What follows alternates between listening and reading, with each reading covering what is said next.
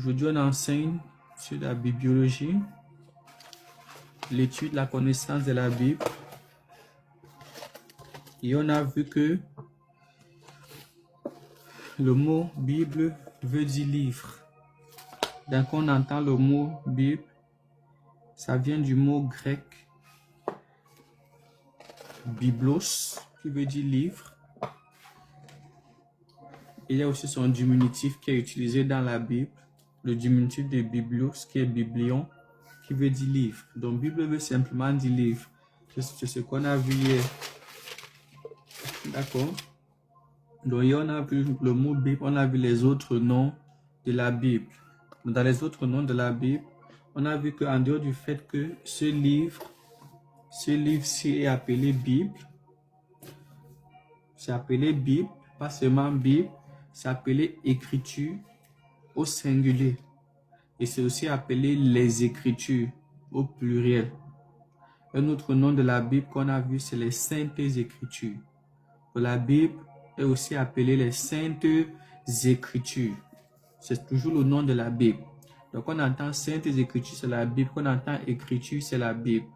Un autre nom de la Bible qu'on a vu dans le livre de Romains 3, verset 2, c'est que la Bible est aussi appelée oracle. Donc oracle de Dieu. C'est un autre nom de la Bible. Mais on a vu que le nom le plus important de la Bible, c'est quoi? C'est la parole de Dieu. C'est la parole de Dieu. Donc ça, c'est la parole de Dieu. La Bible, c'est la parole de Dieu. Donc c'est ce qu'on a vu hier. Aujourd'hui, on va voir le grand 2. Rappelons-nous, on est sur le chapitre 2, la bibliologie. Donc c'est la bibliologie ou encore la doctrine des Écritures. Donc, rappelons-nous, il y a plusieurs branches dans la théologie. La bibliologie, la théologie en elle-même, la christologie, la pneumatologie, qui est l'étude du Saint-Esprit, et bien d'autres. L'eschatologie. D'accord? Donc, il y a plusieurs branches. Aujourd'hui, on est sur la branche de la théologie qu'on appelle la bibliologie, l'étude de la Bible. D'accord? Et on va aller dans le grand 2. Ceux qui n'ont pas écouté la première partie, allez dans mon compte TikTok et écoutez la première partie de l'enseignement. Ok? Donc, aujourd'hui, on va voir les divisions. On va voir les divisions de la Bible. Les divisions de la Bible. Parce que quand tu prends la Bible a 66 livres. D'accord? La Bible a 66 livres et c'est divisé en deux. L'Ancien Testament et le Nouveau Testament. L'Ancien Testament et le Nouveau Testament.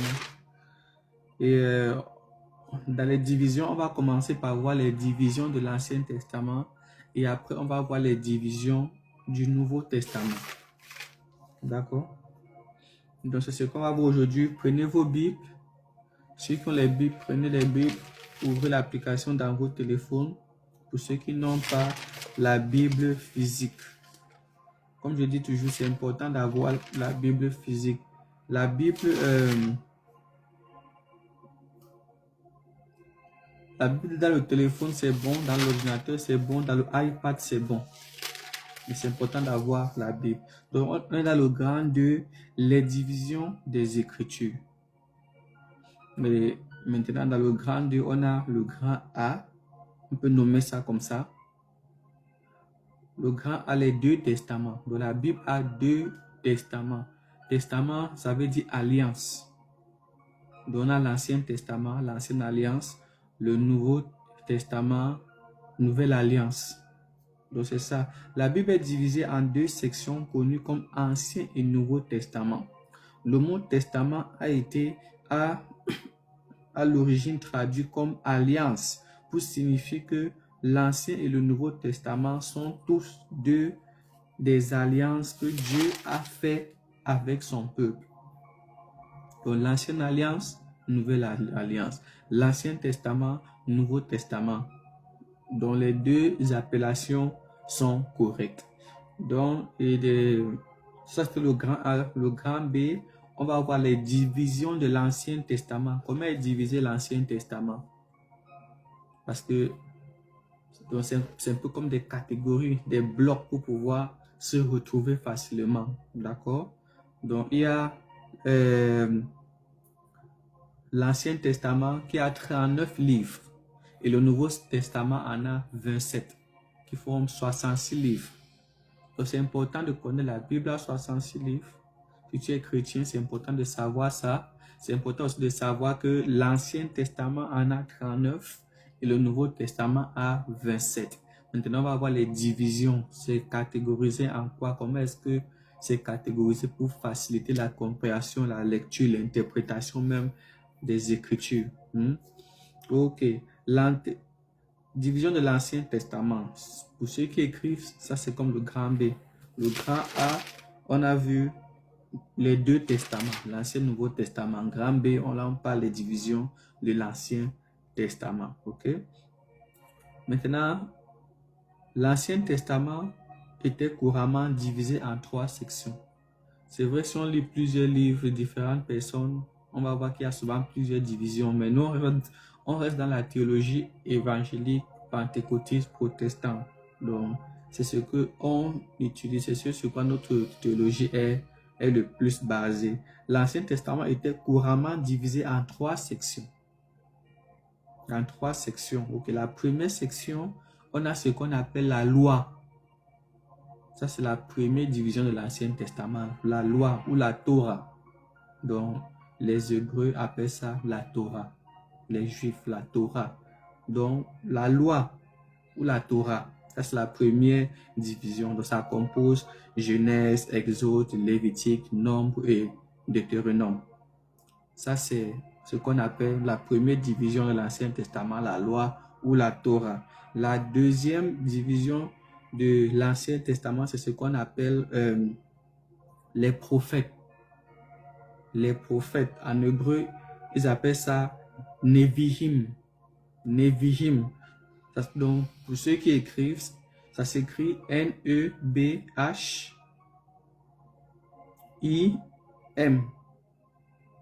Je ne sais pas s'il y a 2 I. Je vais regarder, je ne suis pas hébreu. Juste pour confirmer. N-E-B-H. Ok, c'est ça. N-E-B-H-I-M. Donc, mais ça s'écrit Nevihim. Donc, ça se prononce Nevihim. Autant pour moi. Donc, ça, c'est la prononciation. C'est important d'écrire, juste bon à savoir, parce que l'Ancien Testament a été écrit en hébreu. Donc, c'est important de savoir. Donc, on a vu la première division de l'Ancien Testament, c'est la loi ou la Torah. La deuxième division de l'Ancien Testament, c'est les prophètes ou Nevihim en hébreu. On peut juste mettre ça en parenthèse, mais c'est les prophètes, la deuxième division. Donc, et maintenant, dans la division des prophètes, on a comme 2 sous-catégories. D'accord? Dans les prophètes, on a des prophètes antérieurs et les prophètes postérieurs. Donc, c'est juste les prophètes qui sont venus avant et les prophètes qui sont venus après. Donc, on est dans la partie 2 toujours. Il ne faut pas qu'on s'embrouille. La première partie, on a vu la première division de l'Ancien Testament qui est la Torah ou la loi. On est dans la deuxième division qui est les prophètes. En hébreu, c'est Nevihim, qui s'appelle encore N-E-B-H-I-M. Et ça se prononce Nevihim. Ok? L'un des sous-ensembles, c'est les prophètes antérieurs, parmi lesquels on a Josué, on a Juge, on a un Samuel, on a 2 Samuel, on a un roi et on a 2 rois. Ça, c'est les prophètes. Prophètes antérieurs, prophètes postérieurs. La deuxième catégorie dont on a parlé, c'est les prophètes postérieurs. Donc, Ésaïe, Jérémie, Ézéchiel, Osée, Joël, Amos, Abdias, Jonas, Michée, Nahum, Habakkuk, Sophonie, Agé, Zacharie et Malachi. Donc ça c'est la deuxième division de l'Ancien Testament. On va directement dans la troisième division de l'Ancien Testament qu'on appelle les écrits. Les écrits. On va donner le mot hébreu, les écrits. Les Hébreux appellent ça Ketevim. Ketevim en hébreu. Donc ça, c'est les écrits. La troisième division de l'Ancien Testament, Ketuvim. Ketuvim. Ok? Donc, ça s'écrit K-E-T-H-B-H-I-M. Ketuvim. Ça, c'est en hébreu. Mais en français, c'est les écrits. C'est les écrits. OK. Et maintenant, dans les écrits, il y a une sous-catégorie des livres qu'on nomme les livres poétiques. Donc, il y a comme Psaume, Proverbe, Job. Ça, c'est les livres considérés comme des livres poétiques. On va tout de suite, il y a l'autre catégorie qu'on appelle les rouleaux, les saints rouleaux. En anglais, c'est scrolls. Les saints rouleaux, c'est une catégorie juste écrite. Et puis, on va donner plus d'explications. Les rouleaux, en hébreu, on appelle ça Megillot. Megillot. Ça s'écrit M-E-G-I-L-L-O-T. Megillot. Megillot. Megillot. Ça, c'est la deuxième sous-catégorie dans les écrits. Donc, la première catégorie, c'est la loi dans l'Ancien Testament. La deuxième catégorie, c'est les prophètes. La troisième catégorie, c'est les écrits. Dans les écrits, on a les livres poétiques. On est dans les rouleaux maintenant. Ça, c'est la deuxième sous-catégorie dans la catégorie des écrits. OK? Dans les saints rouleaux comportent Cantique, Ruth, Lamentation, Esther et Ecclésiaste. OK, ça, c'est les saints rouleaux. Et ensuite, maintenant, une autre sous-catégorie des écrits, de la division qu'on appelle les écrits, c'est les livres historiques. Donc, ceux qui sont considérés comme des livres d'histoire. Daniel, Esdras, Néhémie. Esdras et Néhémie, en général, on combine les deux ensemble. Donc, ça, c'est les livres historiques. Après, on a un chronique et on a deux chroniques. Donc, ça, c'est en fait les divisions de l'Ancien Testament. Je répète pour ceux qui écrivent, l'Ancien Testament a trois divisions. Trois divisions. OK? La loi ou la Torah en hébreu, les prophètes ou Nevi'im en hébreu. Troisième catégorie, les écrits ou Ketuvim en hébreu. OK? Donc, c'est ça les trois divisions de l'Ancien Testament. Maintenant, on va aller tout de suite, parce que je ne veux pas que la vidéo soit longue. On va tout de suite, rappelons-nous, on étudie le cours de bibliologie. Bibliologie, c'est l'étude de la Bible. On veut comprendre comment est-ce qu'est constituée la Bible. D'accord? On veut d'abord comprendre, avant d'entrer dans la Bible, on veut d'abord voir sa constitution, sa formation. D'accord? C'est de ça qu'on parle aujourd'hui. Maintenant, on va mettre ça en grand C. Les divisions du Nouveau Testament. Ça, c'est les divisions de l'Ancien Testament. On va parler en profondeur. Les divisions maintenant du Nouveau Testament. Comment est-ce qu'est divisé le Nouveau Testament?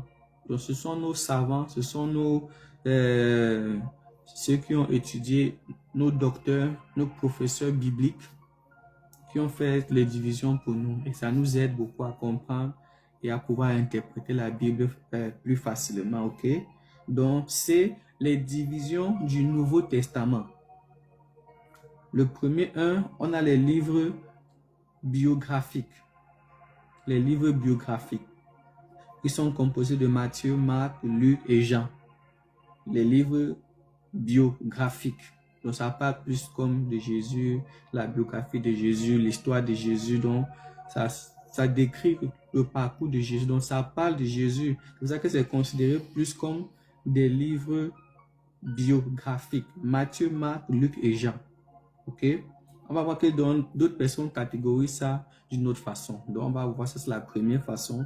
On va voir la deuxième façon de catégoriser les livres du Nouveau Testament. Après la première catégorie, la première division qui est biographique, Matthieu, Marc, Luc et Jean, on a les livres historiques. Donc ça, c'est les Actes des Apôtres. C'est considéré comme un livre historique. Donc ça, c'est la deuxième division. OK?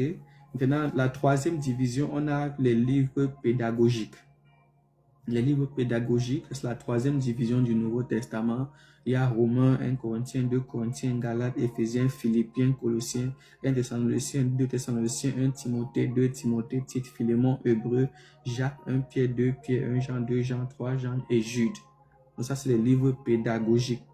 Maintenant, la quatrième catégorie du Nouveau Testament, c'est les livres prophétiques. Le livre prophétique, donc le livre d'Apocalypse. Donc ça, c'est la première façon de diviser le Nouveau Testament. Ok? Livre biographique, livre historique, livre pédagogique et livre prophétique. Ça t'aide dans la compréhension et dans l'interprétation des Écritures, l'interprétation de la Bible. Mais une autre façon dont le Nouveau Testament est catégorisé, et je préfère cette façon, dont d'autres personnes divisent de cette façon. Première catégorie, il y a les évangiles, au lieu de mettre biographique. Donc pour ceux qui écrivent, on a vu cette première façon de diviser. Là, c'est la deuxième façon de diviser le Nouveau Testament. Donc, ça ne se suit pas. Donc, tu peux choisir soit la première façon, soit cette deuxième façon, ok? Une autre façon de diviser le Nouveau Testament, on peut mettre ça comme un grand C. La première catégorie, la première division, selon certaines écoles ou certaines pensées, c'est les évangiles. Donc, toujours Matthieu, Marc, Luc, Jean, ok? Ça, c'est les évangiles. OK? Et la deuxième division, toujours les actes des apôtres. Les évangiles. Deuxième division, actes des apôtres. Troisième division, les épîtres de Paul. Les épîtres de Paul. C'est la troisième division. Quatrième division, épîtres généraux. Donc ça, c'est les épîtres qui ne sont pas écrits par Paul. 1 Jean, 2 Jean, 1 Pierre, Jude. Donc certaines personnes les catégorisent comme donc on les sépare des épîtres de Paul. Ok? C'est épîtres généraux pour ceux qui écrivent. Pour ceux qui écrivent. Ok? Pour ceux qui écrivent. D'accord? Et la dernière catégorie, qui est la cinquième, c'est le livre d'Apocalypse. Le livre d'Apocalypse. Ne vous inquiétez pas, je vais poster l'enseignement quand je vais terminer, ok? Je vais poster sur TikTok, je vais poster sur YouTube. Ok. Donc ça, c'était les divisions.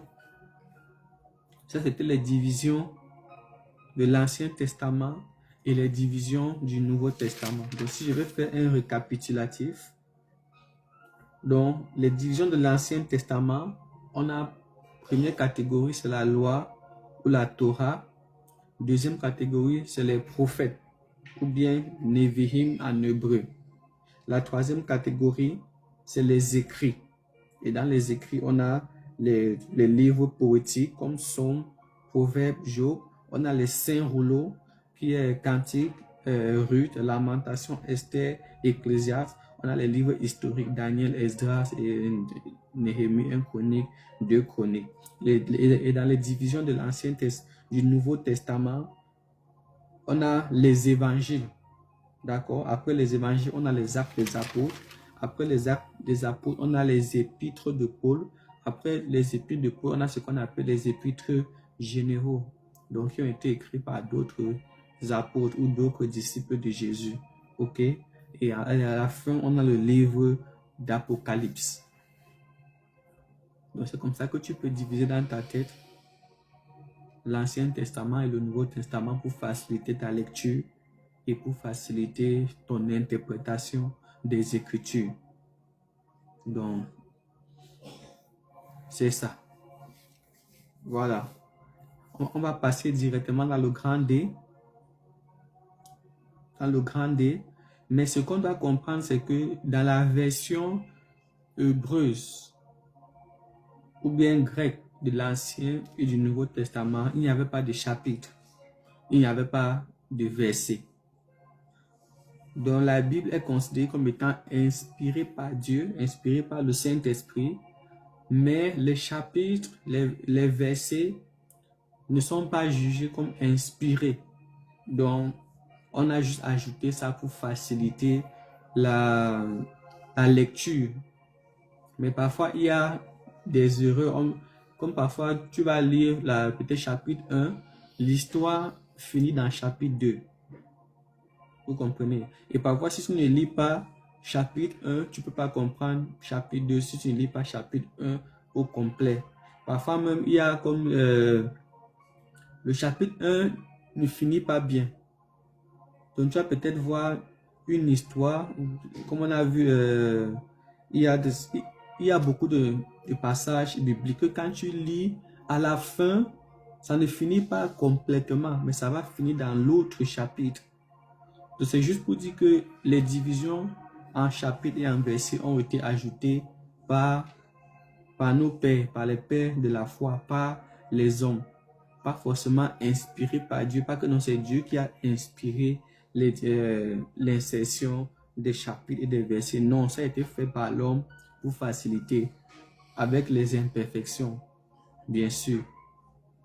Donc parfois tu lis, il y a comme, donc tu sens que non, on n'a pas bien séparé ça. Ok? Donc, pour ceux qui écrivent, on va écrire, à l'origine, la Bible n'était pas divisée en chapitres et en versets. Mais pour faciliter les références, cela a été ajouté plus tard. Au départ, plusieurs pensaient que les divisions des chapitres ont été introduites par Cardinal Hugo. Cardinal Hugo est mort en 1963.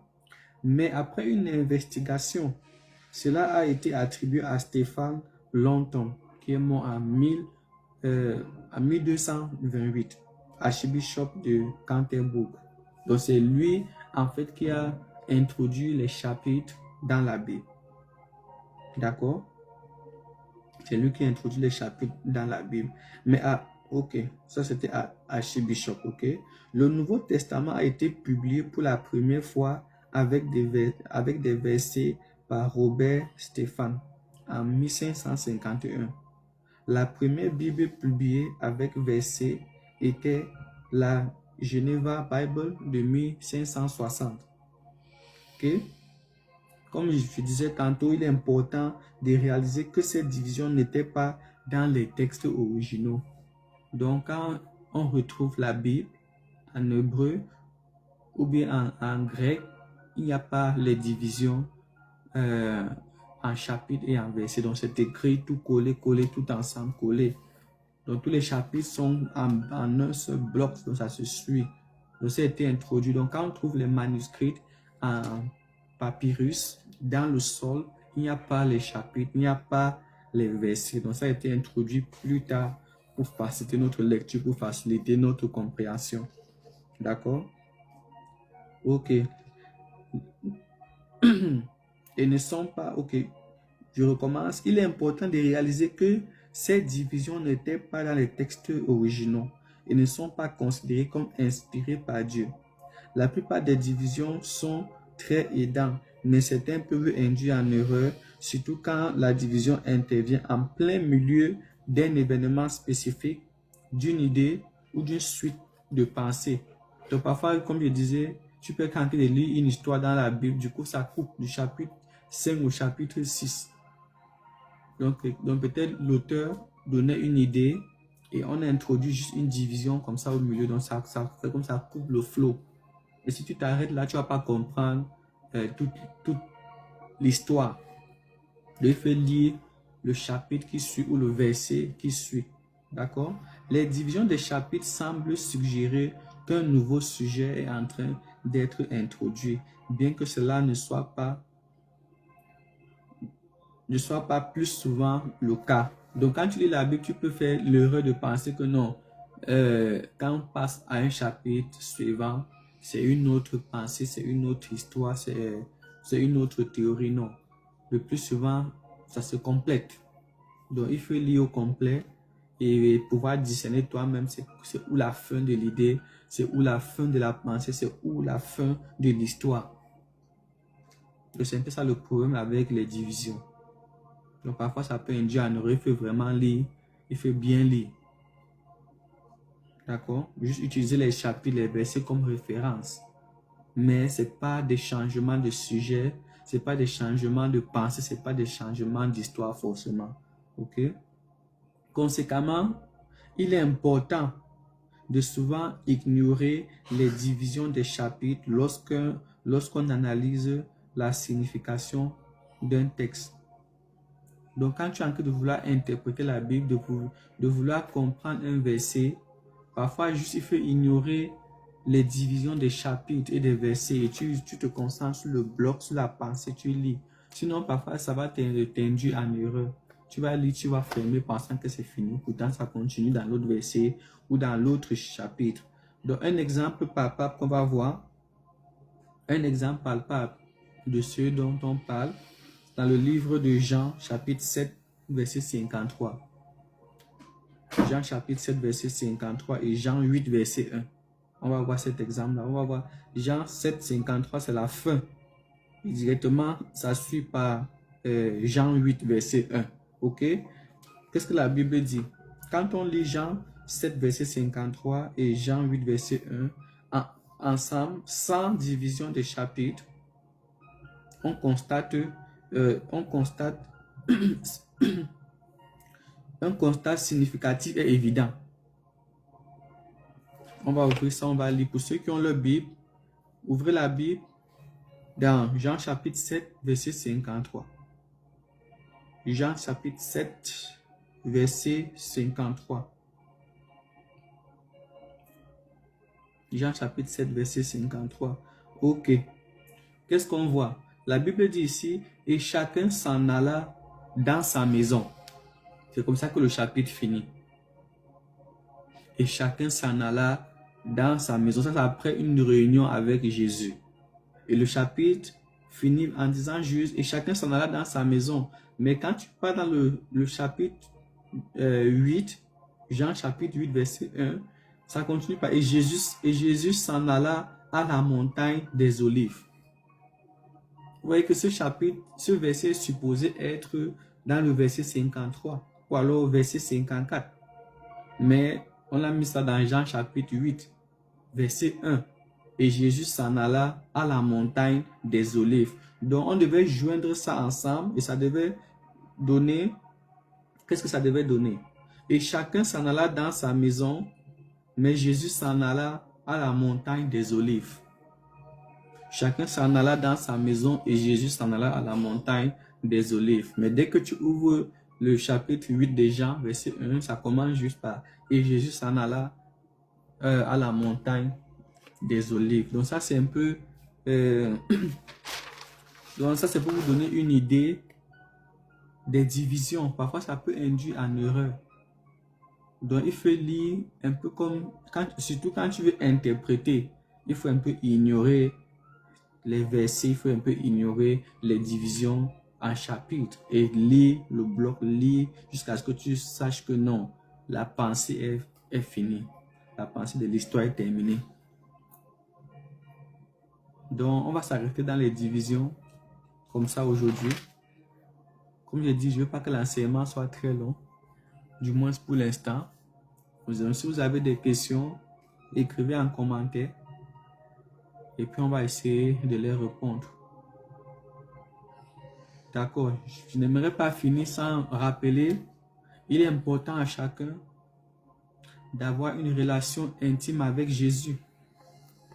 Il est important. Donc si tu es ici, tu n'as pas une relation avec Jésus, je vais te donner l'opportunité, soit de donner ta vie à Jésus, soit de renouveler ta relation avec Jésus. Parce que Jésus revient bientôt. Il a un plan merveilleux pour ta vie. Jésus t'aime. Il a un plan merveilleux pour ta vie. Est-ce que tu seras enlevé? Est-ce que tes péchés sont pardonnés? Est-ce que tu es sûr d'aller au ciel? Si tu n'es pas sûr d'aller au ciel, si tu penses que tu as des péchés dans ta vie, si tu as des péchés dans ta vie, tu ne vis pas bien et que tu veux que Dieu te pardonne et que tu veux que Jésus efface tes péchés et te donne accès à Dieu, fais la prière après moi, la prière du salut. Si tu veux renouveler ta vie avec Jésus, fais la prière avec moi. Dis après moi, Seigneur Jésus, viens dans mon cœur, pardonne mes péchés, efface mes péchés, écris mon nom dans le livre de vie au ciel. Fais de moi un enfant de Dieu. Je me repens, Jésus, et je t'accepte dans ma vie comme mon Seigneur, comme mon Sauveur. Merci Jésus, je t'appartiens dès aujourd'hui. Je suis sauvé. Au nom de Jésus, j'ai prié Amen. Amen. Amen. Si tu as fait cette prière, sache que tu as accepté Jésus dans ta vie comme Seigneur, comme Sauveur. Sache que tes péchés sont effacés. Si tu l'as fait de tout ton cœur, de toute ton âme, de tout ton esprit, sache que ton nom est écrit dans le livre de vie. Maintenant, tu dois produire les fruits dignes de la repentance. Tu dois aimer Jésus, tu dois t'attacher à Jésus. Tu dois suivre Jésus de tout ton cœur, de toute ton âme et de tout ton esprit. Parce qu'il t'aime, il a un plan merveilleux pour ta vie. Vis une vie de sainteté parce que Jésus revient chercher ceux-là qui ont vécu selon sa parole. Que le Seigneur te bénisse, félicitations. La Bible dit, il y a la joie dans le ciel pour un pécheur qui se repent. Donc les anges sont en train de célébrer et crient ce jour comme ton jour de repentance. Et rappelle-toi, repentance, c'est changer de voie. C'est arrêter de pécher. La masturbation, la fornication, le mensonge, le vol, la tromperie.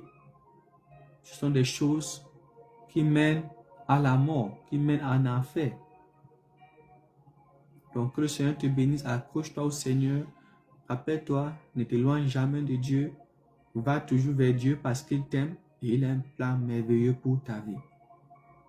Que le Seigneur te bénisse. Amen. Amen. Amen. Salut, salut. On va mettre fin à ce live et puis on va venir dans le live pour la prière. Ok?